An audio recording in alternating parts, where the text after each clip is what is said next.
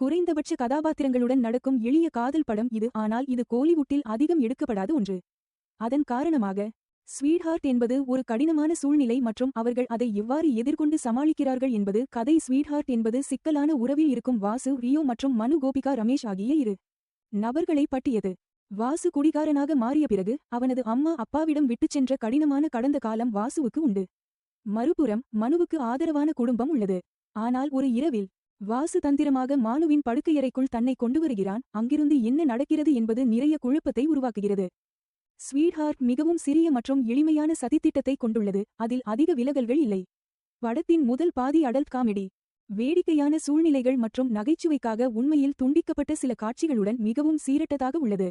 இரண்டாம் பாதியிலும் படம் கொஞ்சம் கொஞ்சமாக அலைந்தாலும் கிளைமாக்ஸ் நீட்சியால் காப்பாற்றப்பட்டது. இது எங்கும் இல்லாத உணர்ச்சிகளின் அடிப்படையில் ஒரு பெரிய வெற்றியாகும். இறுதிக்கட்டத்தில் மிகச் சிறப்பாக செயல்படும் நகைச்சுவையின் பிட் உள்ளது. இது படத்தை இலகுவான, இனிமையான குறிப்புடன் முடிக்க உதவுகிறது. ஸ்வீட்ஹார்ட் படம் காட்சிக்கு காட்சியாக நம்மை சிரிக்க வைக்கும். தற்போதைய சூழ்நிலையை விட முதல் பாதியிலேயே படத்தைச் சுற்றியுள்ள உணர்ச்சிகளை சிறப்பாக வெளிப்படுத்தியிருந்தால் இன்னும் நிறைய இருந்திருக்கும். நகைச்சுவை படத்தில் சீராக இல்லை, அது அதன் ஓட்டத்தை ஹேக் செய்கிறது. மறுபுறம் இரண்டாம் பாதியில் உணர்ச்சிகரமான காட்சிகள் நன்றாக வேலை செய்துள்ளன. ரியோ உணர்ச்சிகரமான காட்சிகளில் திறமையானவர், அதே சமயம் அவரது நகைச்சுவை நேரம் முன்னேற்றத்திற்கு இடமளிக்கிறது.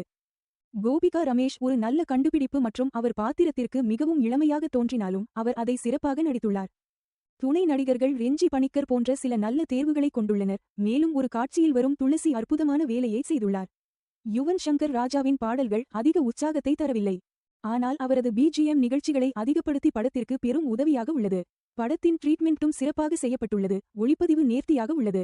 இருப்பினும் எடிட்டிங் மெத்தனமாக உள்ளது மற்றும் தெளிவான அணுகுமுறையை பெற்றிருக்கலாம். மொத்தத்தில் ஸ்வீட்ஹார்ட் ஒரு கடந்து செல்லக்கூடிய காதல் நாடகம்.